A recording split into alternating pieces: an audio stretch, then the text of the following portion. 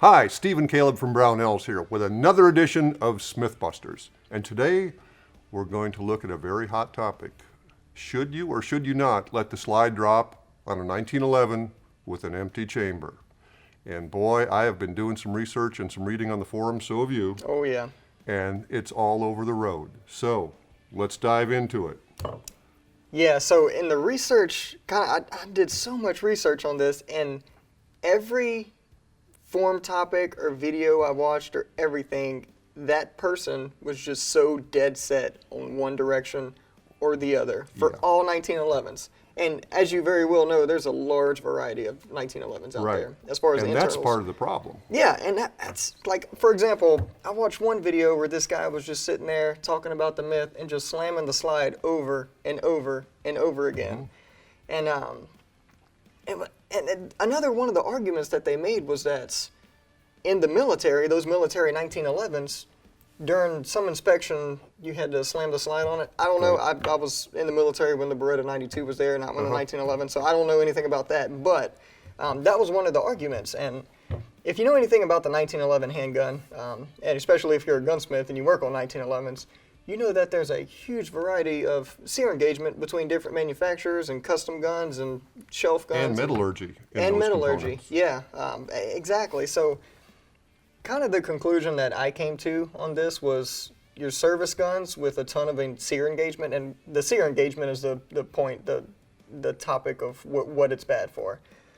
All of your service guns, your military guns, they have a ton of sear engagement, and they have heavy triggers with a lot of creep, but they're military guns. They don't have to be match triggers. And a lot of your match guns, they tend to have issues whenever you start slamming the slide on them. They do. So they do. And some of it comes from, some guns have heavy steel triggers, like the old GI guns. Yep. So if you do a trigger job on those and reduce your engagement, that trigger bounce can get you to half cock. Half cock gets you to battering on the sear, and it starts a chain of events. Things just gradually get worse, and it messes up your trigger job. However, if you're shooting a gun that's been well tuned, it's got a reasonable trigger job, not super light, say 4.5 pounds or something, like a good, I call it a range trigger, not super light. Fair. But I don't have a problem doing this with my gun. That's where it's set. It doesn't bother me to do that. Now, some people say when you're stripping a cartridge out of the magazine, it slows the slide down, and it does some.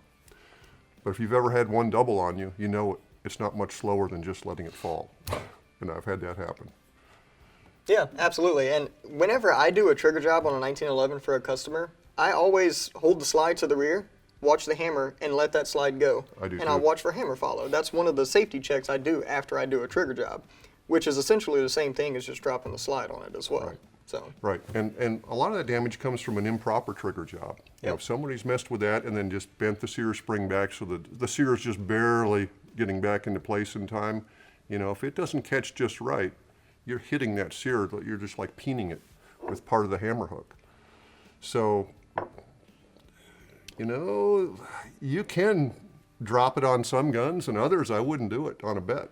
yeah, I agree 100% with that. And as far as the sear engagement go, there's 3 types. There's positive, negative, and neutral. I've seen a lot of guns that were following that I've took apart, and it had negative engagement, and it was just a terrible trigger job. And that was the main cause for it. Not necessarily that the gun was just dropped so much that it created that angle. That's not ever really going to happen. And a lot of, like you said, a lot of your match guns will tend to follow due to different reasons. And it can be the engagement, that trigger bounce, different things like that. There's a lot of things that cause it, but... And one guy gets a gun that can be, slammed shut forever. You can do it thousands of times, it won't make any difference. Another guy gets a gun that somebody's worked on or something, or has soft components, and you drop that a dozen times, and all of a sudden it starts to follow, or your trigger feels like mush, or, So everybody gets a different experience out of it. My advice is to use good components, or buy a good gun.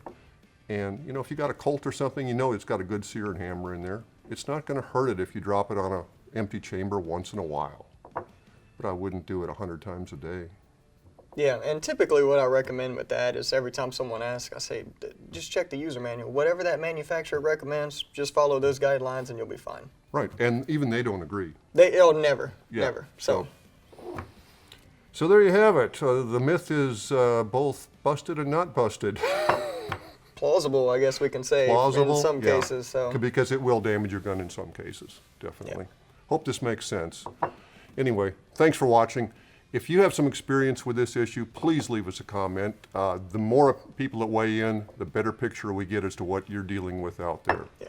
Thanks again. We'll see you next time with another edition of Smythbusters.